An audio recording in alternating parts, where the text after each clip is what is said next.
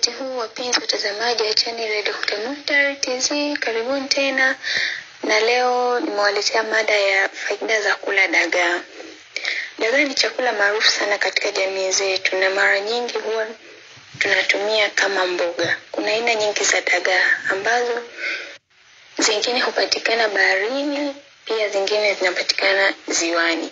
Dagaa ni nzuri na zina faida nyingi kiafya ambazo zina virutubisho mbalimbali kama calories, zina proteins ambayo ina mafuta ambayo ni mazuri, zina potassium, zina calcium, pia zina vitamini D, zina vitamini B12 pamoja na iodine.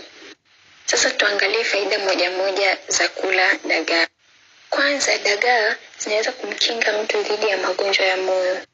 Hii ni kutokana na kuwa na chanzo kizuri cha asidi ya mafuta ya omega 3, mafuta ambayo mwilini lazima upate kutoka kwenye chakula kingine. Yaani ule chakula ndio upate hii mafuta ya omega 3 ambayo mwili wenyewe hauwezi kutengeneza haya mafuta.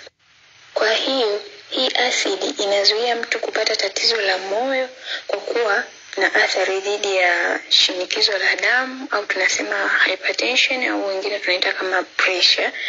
Pia matatizo ya atherosclerosis ambayo tunasema ni hali inayosababishwa na kurundikana kwa mafuta katika mishipa ya damu. Kwa hiyo inaweza kusababisha matatizo ya moyo. Kwa hiyo ukiwa unakula dagaa unapata hii asidi, inasaidia kuepukana na matatizo kama hayo. Faida nyingine, dagaa zinasaidia afya nzuri ya akili.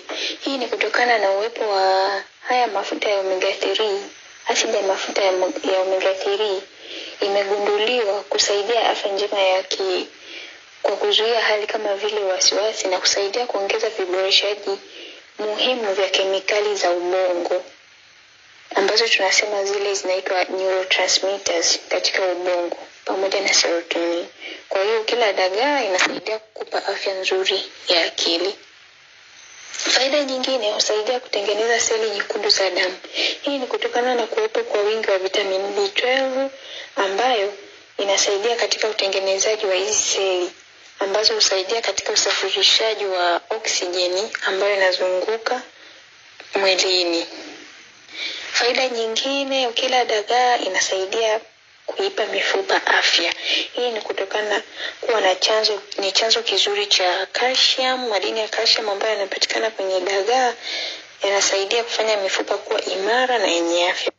Pia ina vitamini D ambayo nayo inaimarisha mifupa.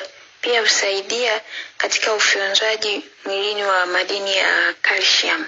Kwa hiyo ukila dagaa mifupa yako itakuwa imara. Faida nyingine ya kula dagaa, husaidia kupa mwili kinga. Hii ni kutokana na uwepo wa protein nyingi zinazopatikana katika dagaa ambazo zinasaidia katika uzalishaji wa amino acids, ambazo hizi amino acids ni muhimu katika uzalishaji wa chembe hai mwilini na kuimarisha mfumo wa kinga ya mwili, yani tunaita ile body immune system, kutokana na uwepo wa proteins nyingi katika dagaa.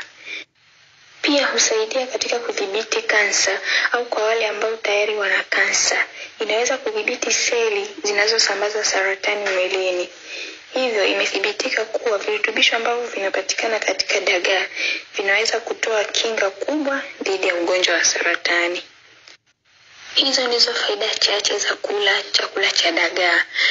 Lakini watu wa lishe wengi wanashauri kuwa wagonjwa wa figo na wale wenye matatizo ya gout wanashauriwa kula dagaa kiasi kidogo na kwa tahadhari kubwa kwa sababu ya purines ambayo huweza kuwasumbua watu wa magonjwa haya. Gout ni ugonjwa ambao mtu anakuwa anapata maumivu makali ya mifupa katika maungio au tunasema joints, ambazo mashambulizi hutokea wakati uric acid inapoganda na kujijenga kwenye joints. Uric acid ambayo ni antioxidant inayolinda utando wa ndani wa mishipa ya damu huzalishwa mwilini wakati chakula cha kundi la purines kikivunjwa vunjwa. Kwa hiyo dagaa ni moja wapo ya chakula ambacho kina purines. Kwa hiyo mtu mwenye gout akila anazidi kuziongeza hizi. Zikivunjwa vunjwa uric acid zitakuwa nyingi na atakuwa anasumbuliwa katika hiyo shida yake. Kwa hiyo watu wa gout na watu wenye shida ya magonjwa ya figo wanashauriwa kula dagaa kwa kiasi kidogo sana na kwa tahadhari. Na hizo ndizo faida za kula dagaa. Kwa leo tunaishia hapa. Asanteni na kwaherini.